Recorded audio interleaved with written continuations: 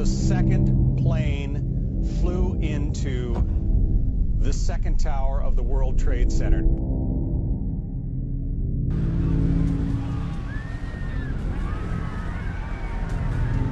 The second building that was hit by the plane has just completely collapsed.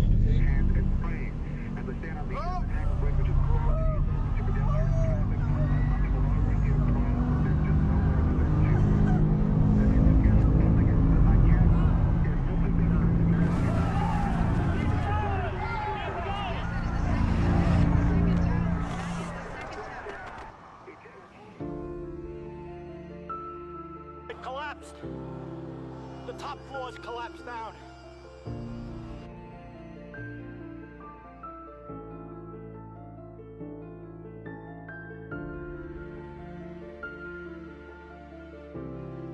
My name's Doug Westhoff. I was a task force leader for Missouri Task Force 1 at the World Trade Center deployment. Ironically, I was at Fort Leonard Wood when the event took place. I was there working with some National Guard representatives to see how we could integrate National Guard resources into the National Urban Search and Rescue System. The events occurred right about 8 o'clock as the meeting was starting. We never even got the meeting started. People kind of aborted that mission and went on to whatever their pending issues were relative to the attacks. My name's Kurt Doolady. I served as a rescue squad officer. On September the 11th, at that time of my life, I was employed by O'Reilly Auto Parts. I was doing outside sales for the auto parts store. And I was visiting actually with one of my customers who actually had a television on. And we saw the first plane impact the building.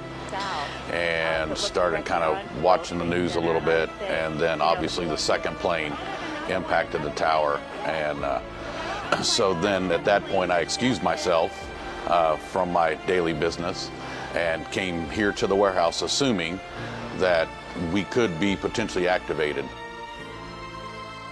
My name is Dave Weber and I was a structure specialist. I was working in the office, and I'm a structural engineer in private practice, and at some point in time, a tenant in an adjacent office to our building called, and he said, "Hey Dave, you have to come over here and see this." And so I walked over, didn't really know what he was talking about, and saw, wow, this plane hit the first tower.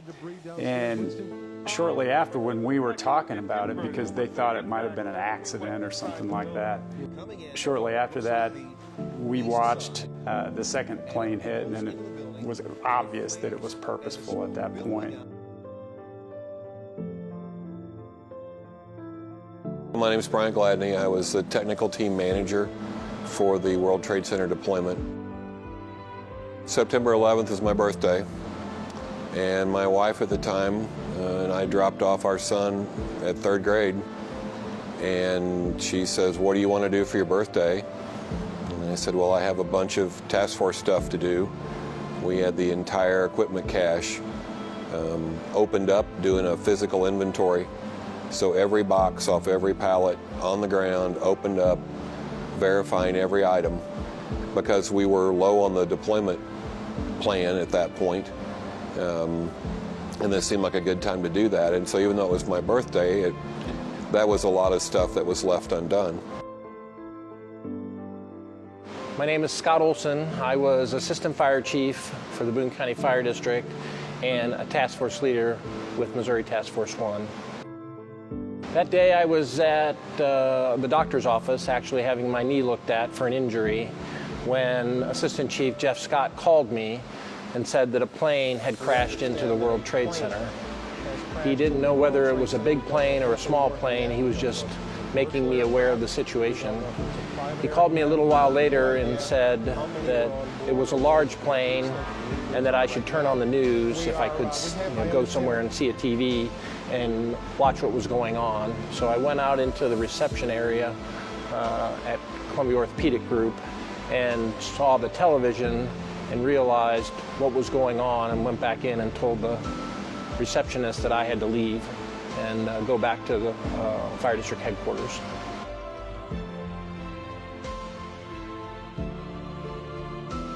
So I went home, which I'm lucky because my house is fairly close to the office and I'm in town, which is very convenient. So I ran home and put all my task force stuff in a bag.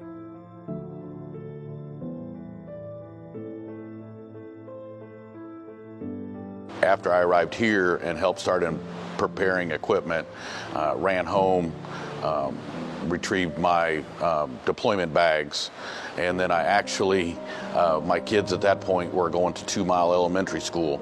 I actually called the school and had them get my kids on the phone and told them where I was going and that sort of stuff. After I got back to fire district headquarters, FEMA called me, since I was the point of contact for the task force, and notified me that that the task force was going to be deployed. It was going to be officially deployed at noon that day. Dropped off Sean at elementary school, and we came out here, and I started just working on the cache. I had no idea anything had happened until I walked in here, and then it was very obvious. I didn't see the video. I didn't see the video of the planes hitting until like 3 in the morning. But it was very clear that we needed to get going right away, and so that was the plan, was get this cache back together and get it out the door. Even though we hadn't been alerted, it seemed quite likely that we would be. So from that point forward, we started to call other members of the task force, getting logistics personnel in to start packing up the USAR cache, and then also notifying people and rostering a team to deploy. Got back in just a little before noon. Chief Olson was actually mobilizing the task force. We were busy. The logistics team was here, everybody was here, and we were getting our work done, and we hadn't been activated yet. And then I remember Scott, who received the activation orders. He got us together, and it seemed like it was right around noon. And I remember it was over in the USAR warehouse, and he climbed up on some boxes or something and got us together and said, okay, this is real. We've received official activation orders, and this is now much bigger than us. Do you remember Scott getting everyone in the bay and getting on a box and saying, all right, well, this isn't training, this is the real deal, and you're probably going to see things and feel things that you've never seen and felt before, and you need to be prepared for that because you've got to keep your head down and get the job done. And it was stark to me because I hadn't really thought about it. And I thought it was quite memorable, and we just continued to do our thing from that point on, and he began to make the difficult choices on who was going to be deploying and who was not able to go. We were still a young task force, and I was the training coordinator for the task force, so I knew the capabilities of all the personnel on the task force at that time, who had completed all the training, who was still in training. And so I made the decisions based upon what were the best, those that had the best qualifications at that particular point in time. It was difficult because obviously a lot of people did want to go. Actually, every member of the task force wanted to go, but we could only take, at that time, 62 personnel. I think that was one of the hardest things, at least for me.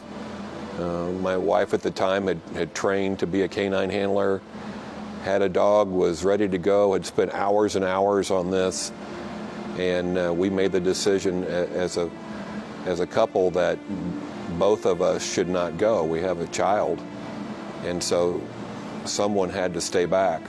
That was the hardest thing for me, was that she wasn't going. For all the people that we did deploy, there was another 60 to 100 people that came in to help. to get us on the road. We had packed up before for training exercises, but this was an entirely different deal. We were going by air, and packing for an airplane versus packing up in a truck are completely different. I got the phone call at noon, officially deploying Missouri Task Force 1 to New York, and we departed here a little bit before 6. 62 members were assembled with equipment. We moved from our assembly point here at headquarters to Whiteman Air Force Base.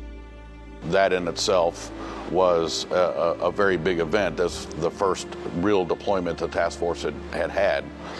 So trying to get moving down the road and then coming to a military base that is now secured at a very high security alert, and trying to bring the team in and keep everybody organized and that sort of stuff, that was very interesting. He made that trip to Whiteman under, uncertain security. We get to Whiteman, and of course things were very tight there. We all go through the security check, dogs check us all, check all of our stuff, we're all loaded up, and then we have to unload. There's some sort of security breach. They thought they saw somebody running along the flight line or something, and at this point we don't know. This is unprecedented stuff. We have no idea what might happen next, and is there another attack, and are they going to try to take out the responders? So we unload and we do all that, and we finally get on the plane and get in the air, and there are no other planes up there. Once we took off, that we were the only aircraft flying in the country at that moment. So seeing the C-130s come in and then being escorted by fighter jets from Missouri all the way to New York was interesting, to say the least. Flew military aircraft into New Jersey, into a joint base there in New Jersey. At McGuire, where we landed, we got a talk from a young gentleman that was probably 19 years old, was an MP at McGuire Air Force Base, and said, if you get off the sidewalk, don't get off the sidewalk. If you leave your bag, we will take your bag and we will blow it up. And they were just in this, if you get off the sidewalk, we will draw down on you. They were just really tense and very hardcore. We staged overnight and then went by ground into 9/11, into the World Trade Center site on the 12th. On our way into New York, one of our members was from that area, and at that point he said, from right here, if the towers were standing, you would see them. And so, to look in a general area, and all we could see was columns of smoke. I remember sitting across from Dean Martin on the bus. Dean had grown up in the Bronx, and it really hit him hard. That was one of the most surreal things I'd ever seen. You could see the column of smoke, you could see the Statue of Liberty, and the smoke was behind the Statue of Liberty. It was really weird. And it wasn't until then that I realized that, man, this is really crazy. Once we arrived, we went to a central staging location, the Javits Center, and then from there awaited our tactical assignments. First night, when we first got to the Javits Center and set up our base, you could hear F-16s going over.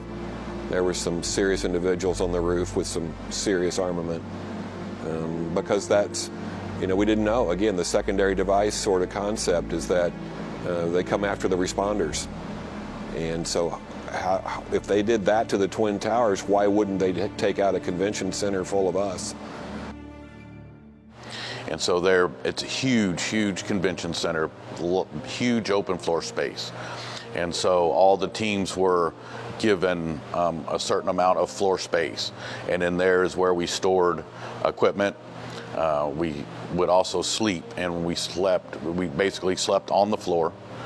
there. So a sleeping bag, a sleeping pad, with I think there was 8 or 10 other teams under that roof as well. We were several miles north along the West Highway in lower Manhattan, but we were a considerable distance away. To get in the first day, we had to move equipment in. We went by truck, we went by boat, we went by every mode of transportation that we could, and ultimately moved our equipment cache down to the Battery Park manager's office where we made our forward base of operation. We got into Javits Center, and so for some reason I was with Mike Barker, me, Les Cruz, and a couple of other folks, Tech Info I think, and TFL. We went with Port Authority on a boat and jumped on there, grabbed our 24-hour pack, and they took us down to what was, I think, Battery Park, near where kind of had our forward base of operations. So we got off there, tried to establish where we were going to be. Just another little amazingly surreal thing is getting off the boat from the Port Authority and stepping down in Battery Park, which was a little postage stamp of grass, you know. It was like walking on the moon. You step off and every step you have was like poof, like dust. It was between 6 and 18 inches. When we got in there, it was a 16-acre debris pile, essentially.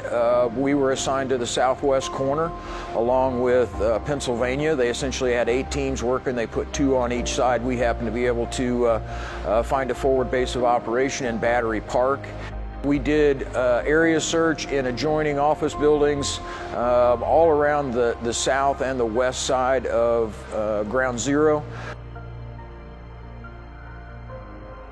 I worked day shift. Don Tomnitz was the task force leader that took night shift.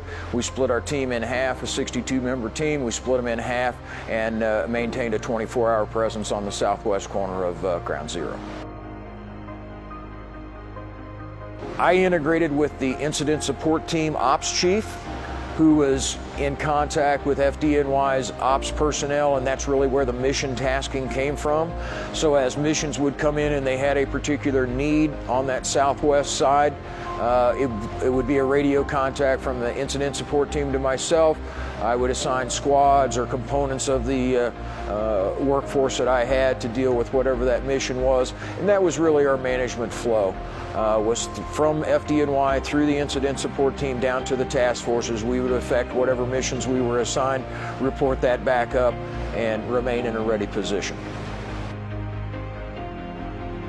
It was very much a support role for FDNY, assisting them, augmenting all of their efforts. This was a very unique situation for them, having to welcome in outsiders from all across the country. I worked the night crew as a rescue squad officer. It was to move in that evening, and our assignments were to go look and search for live survivors.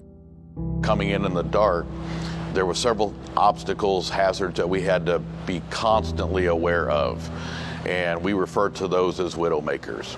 So as all the buildings collapsed and subsequently impacted surrounding buildings, steel beams, parts of buildings would be impacted into those other structures and were falling actively while we were walking on the ground. So you were constantly looking up to see if there was any overhead hazards that you needed to avoid, and simultaneously had to look down because there's more to New York than what you see on the surface.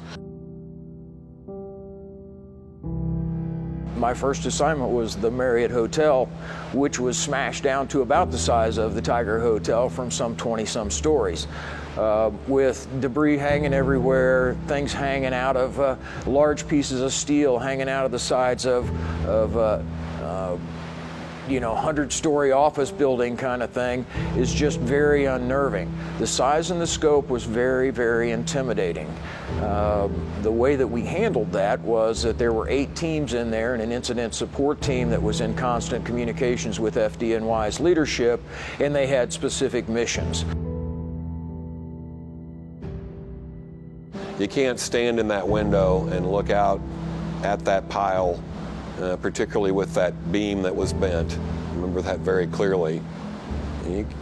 You can't stand there and look out that window and have it not get to you. That this is something. To see the debris as a big picture was one thing, but then when you got closer and actually were working on a rubble pile, in there you would find personal effects, and that really put a human touch to that on the first night. As those searches continued and our shifts continued, it became even more emotional as far as with people. Remember, as we came into Javits for the first time on the buses going down these city streets, lined with people with pictures of their family, friends, loved ones, and they were cheering for us because help was here. They would line that street and they would have photos of their family members that were missing. And so they would literally crumble them up into a ball and throw them at you. And they would beg you to find this person. And that went on basically the whole time we were there. Every shift in, every shift out, you would go through this gauntlet of people. The emotional components there, the realization that we were doing recoveries. Man, when you realize the number of individuals and their families and the impact that had, and we need to get in here and do our thing and try to help. And that's, there's certain images that kind of stick with you. And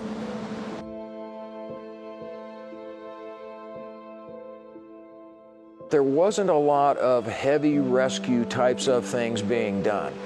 It was a blend of water rescue. The subways had water in them. The lower levels of the trade center where the concrete wall had fractured and the river water was trying to seep through.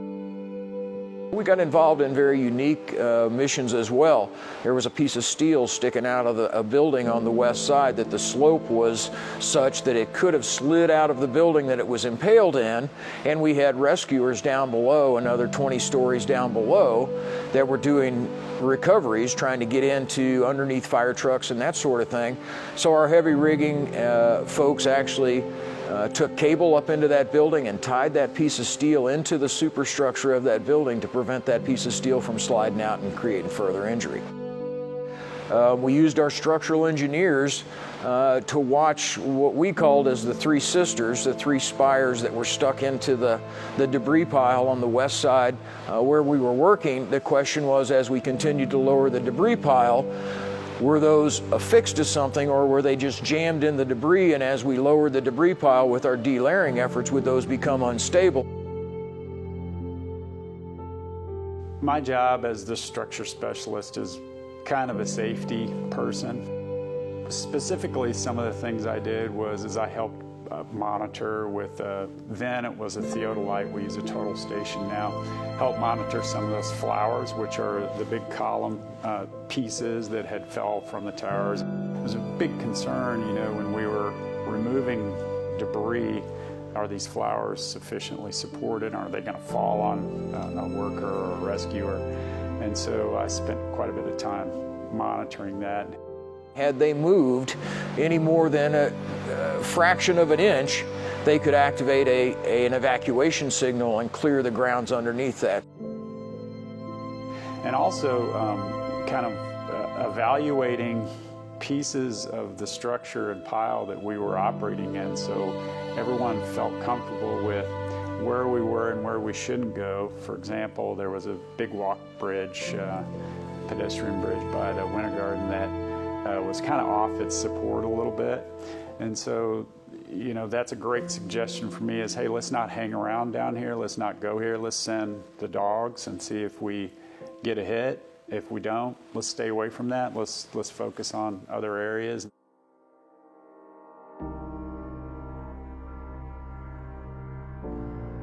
Looking down in debris piles and recognizing that that's a part of a fire truck, and I got people underneath that and trying to do recoveries.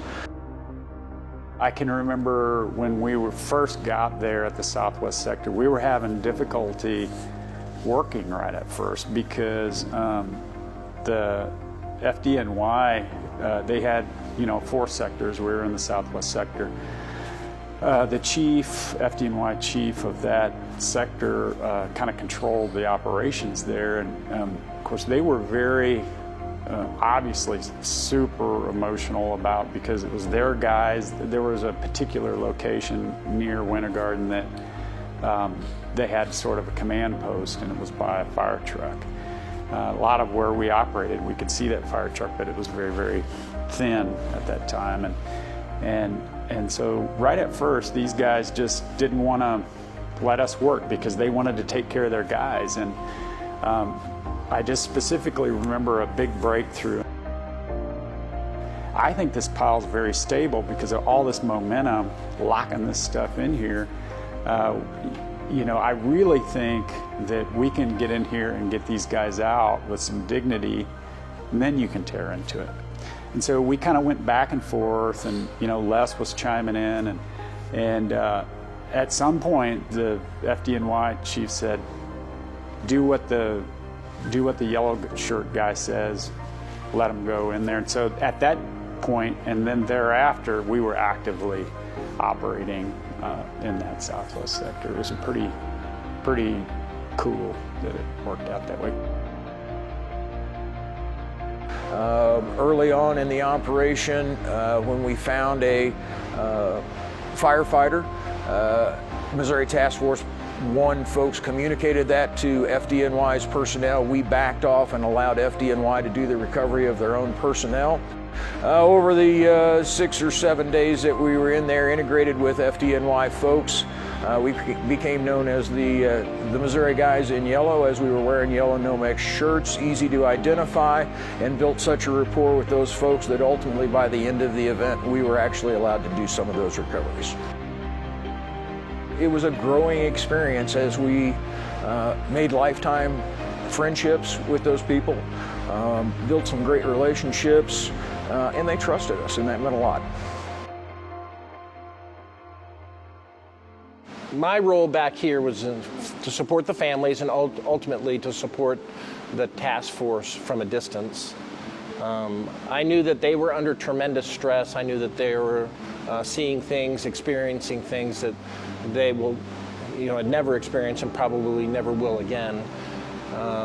But it was important for me to know that their loved ones back here were being taken care of, so all they needed to do was really focus on their job at the time.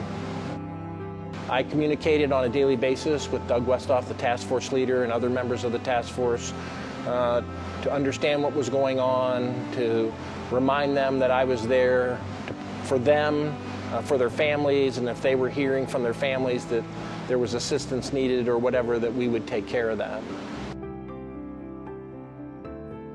And so initially, the next day after they left, we made contact with all the family members and set up a calling tree and also an email group to begin the process of keeping them apprised of what happened. And they would hear from me twice a day about what was going on, the inside story, not what they were seeing, in the newspaper or on TV, but the inside story of what the team was doing, what issues that they were facing, and then also how could we help them at home.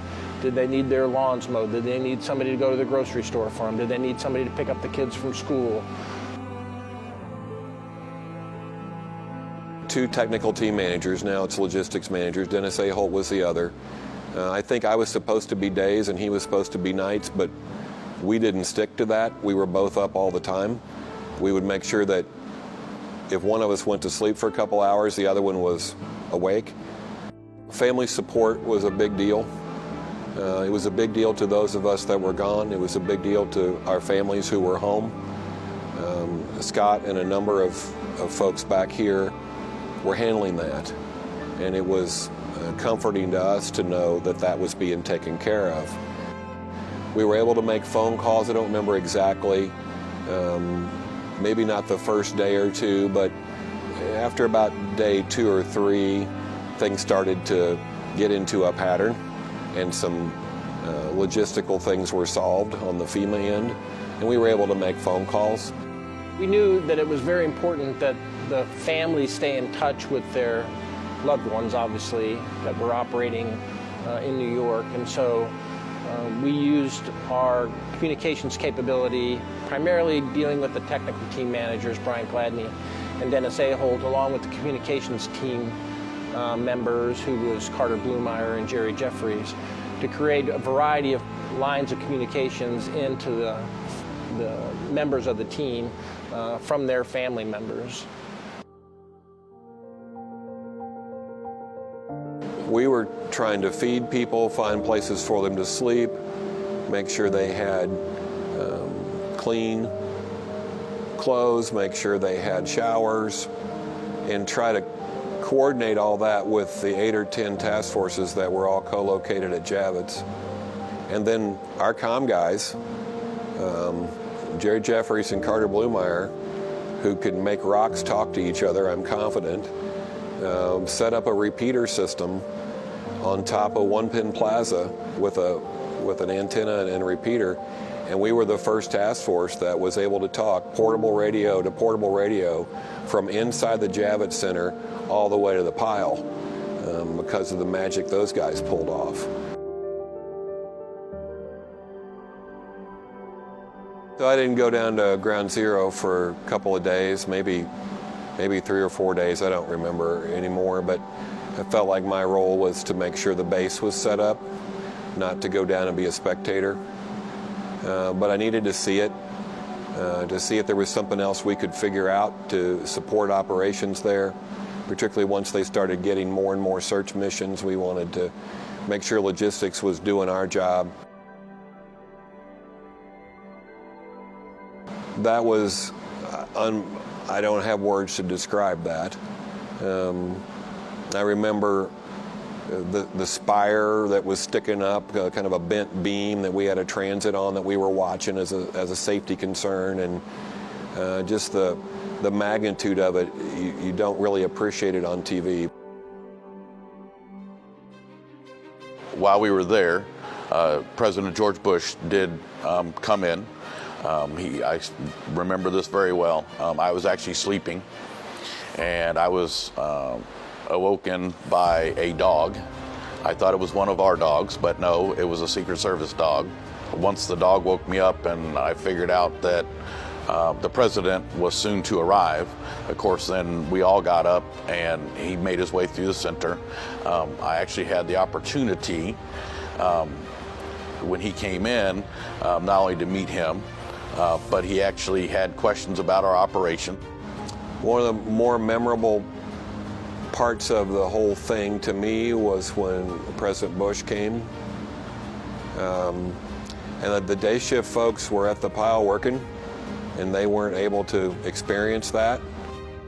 While he was there, he was very presidential, but he also expressed his personal views as a person, not just the President of the United States, but as a citizen of the United States. And that was pretty emotional, to hear the President of the United States speak like a normal citizen would at that point. You talk about real leadership at the right time. He shook every hand of every one of us that went through there, and he meant it. And Hillary Clinton was there, Governor Pataki was there, there were some other folks I don't remember, but he was very memorable to me because he was serious. He was going to fix this, and he sincerely appreciated what our teams were doing. He was very down to earth. It was impressive, to say the least, almost overwhelming. very, very, very motivational for that. And words that he spoke there, later, I understood the meaning of the words he spoke that day. That was more than meeting the president. It was meeting a leader who was leading at the time. I didn't know what he had said on the megaphone outside prior, you know, that got a lot of press coverage. I didn't know anything about that. I can hear you, the rest of the world hears you, and the people who knocked these buildings down will hear all of us soon. But he looked us in the face and he was sincere, and so we felt like there was going to be something done about this, whatever it was. That was one of the more memorable times.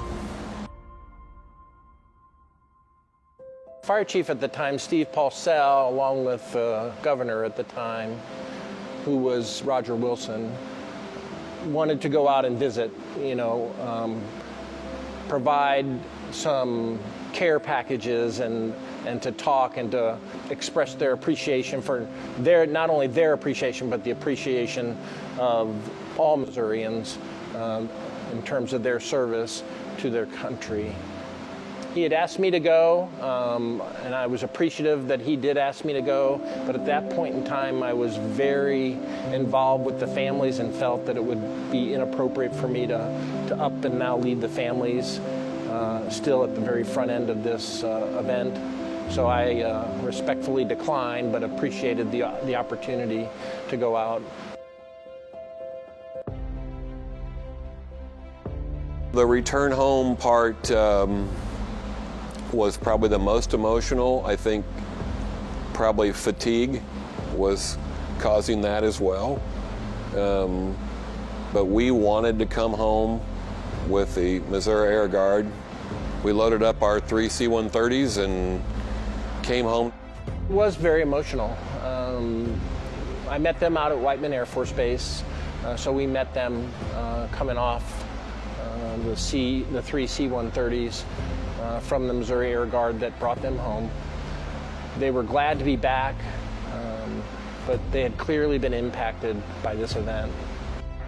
When we were on the bus coming from Whiteman on I-70, and there was the overpass at Boonville, and there was hundreds of people on that overpass with signs, and I'm just like, why are all those people there, and why do they have signs like that? It didn't compute very well for me.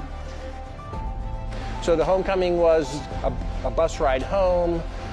We put up flags along the the roadway that leads into the fire district headquarters. We brought all the family members in. We brought certain dignitaries in that wanted to express their appreciation, and we wanted them to know that this was very important to us, that we show our appreciation to them. It was emotional coming home. We were very, very tired, both physically and mentally. I remember coming into town, and there was lots of people waving flags, signs, things like that. And I thought, wow, that's interesting. That was really nice. Our convoy kind of took a detour because of all the people. So they ended up lining up an adjoining street, and probably a mile, 2 miles long, it was people 20, 30 people deep.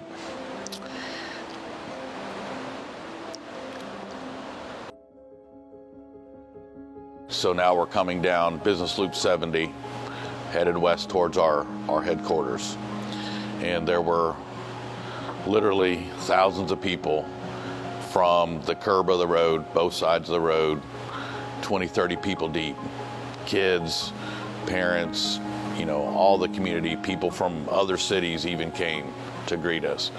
And it was just shoulder to shoulder, all the way to our headquarters building. Our entire parking lot was full of people.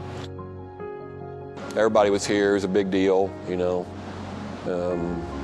And then the hardest thing that had to happen was Doug had to give a speech. And I don't know how he kept it together.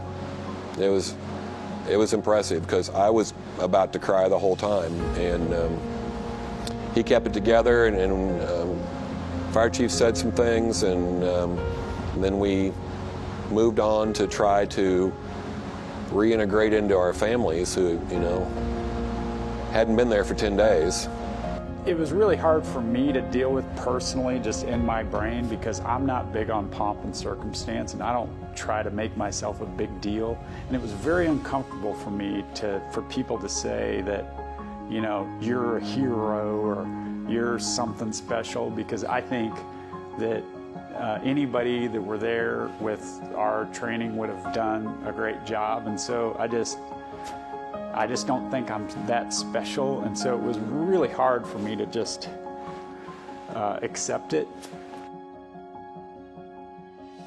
To go home, that was interesting. You don't realize how much you miss, you know, your chair. You know, how comfortable that felt when you got home. And getting home, my wife was pregnant with our second child, and so it was extremely emotional, and it was shocking to me because I just didn't realize how big of a deal it was, that event, and how pivotal it was in our country at that time.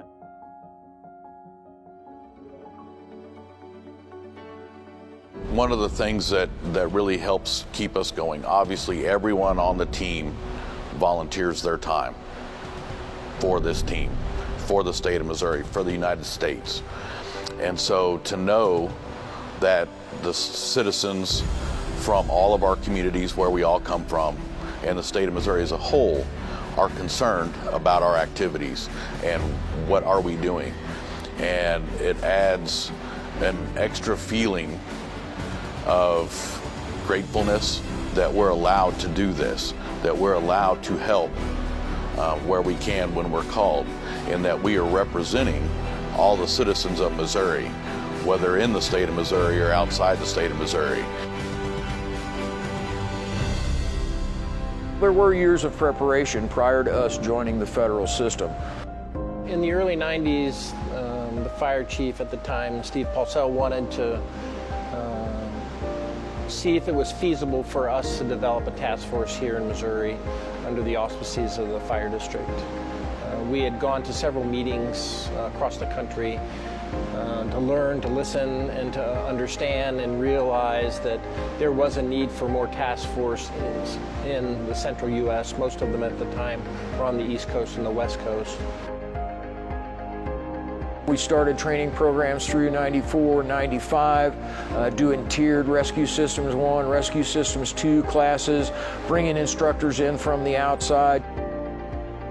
Some of the stuff, the logistics, the planning piece, even some of the medical pieces, we had never trained on that, and nor did we have anybody that had experienced those types of environments.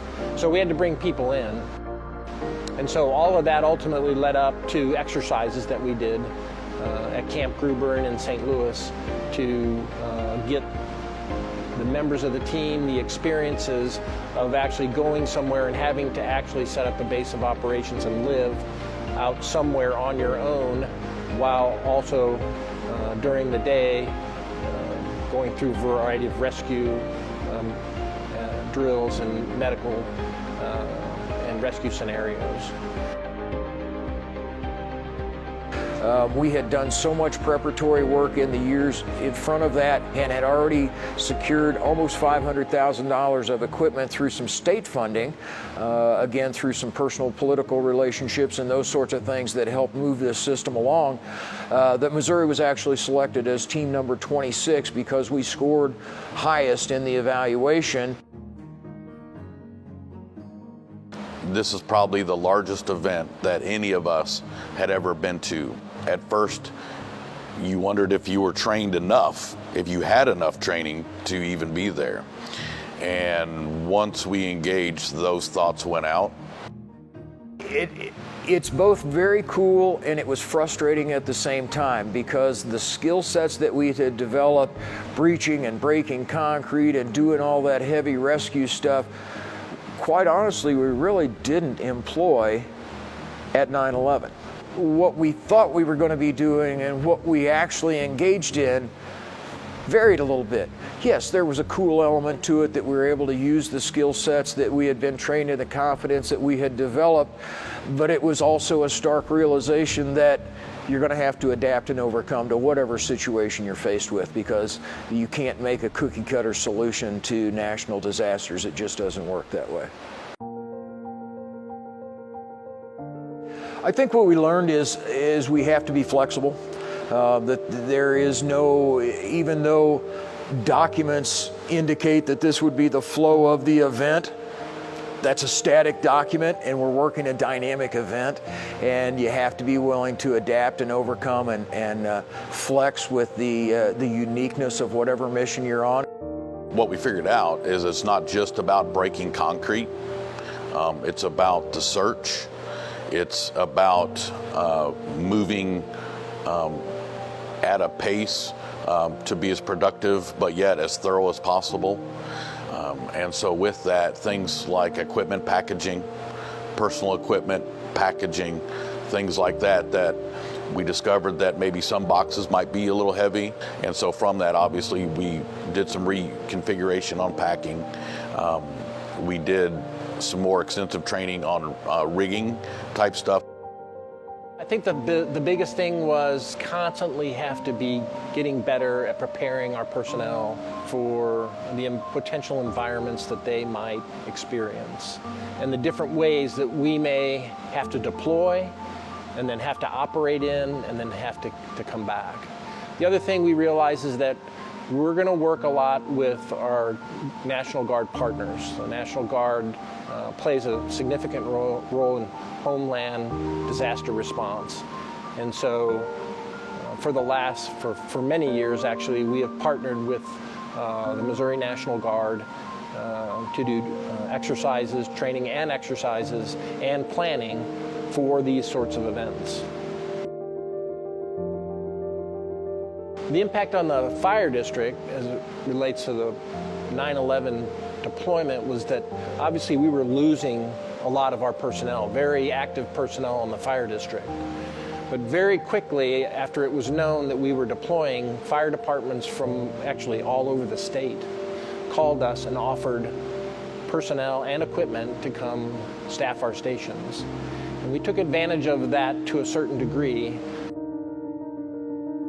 Departments within Boone County, Columbia Fire Department, Southern Boone County Fire District, Centralia Fire Department offered to respond to calls immediately so that we could concentrate on mobilizing and then deploying the team.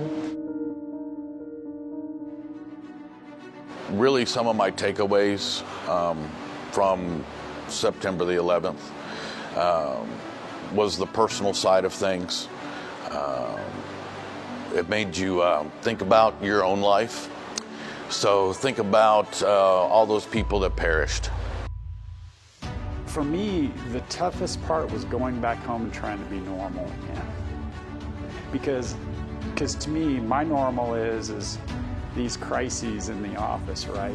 Well, then it's the new normal. You get used to the new normal, and you're in this culture, and you're cranking and everything's going the way it should. And then coming back home, now I have to say, how do I feel about watching somebody kind of mentally break down? Could that have been me?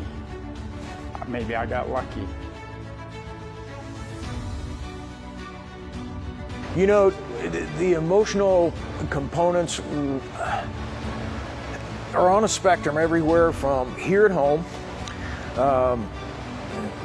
I left a wife and 3 elementary-age kids. We flew in a military aircraft when there was nobody in the air except fighter aircraft off our wings. We weren't really sure what we were getting into. Well, I pretty well had it put away. And then we uncork it once a year on 9/11, and that's appropriate, and we should never forget. We must not forget. We must understand why this happened, how it could happen again, the sacrifice that all those families made, the people that were killed in that, both workers and people at their place of work in the towers, as well as the rescuers. In every one of these deployments, and I've been on several now, there's a unique bond that occurs between the people that go out the door. Because the reality is, I will never take that exact package out the door again. The team that you take out the door is always unique, and you always have a bond with those people that can never be broken. We look back at those 62 people. Some of those folks aren't worth us anymore. We're concerned about long-term health, the effects of the products there at 9/11. I think for me it was a very proud moment to see all that training, all that preparation, all that hard work. And it was hours and hours and hours of training and work to put this whole program together, to see it finally come to fruition in the terms of a major national response. It really made me feel very proud to be a part of this organization, to be part of the task force, and to be part of this group of people that have dedicated so much of their life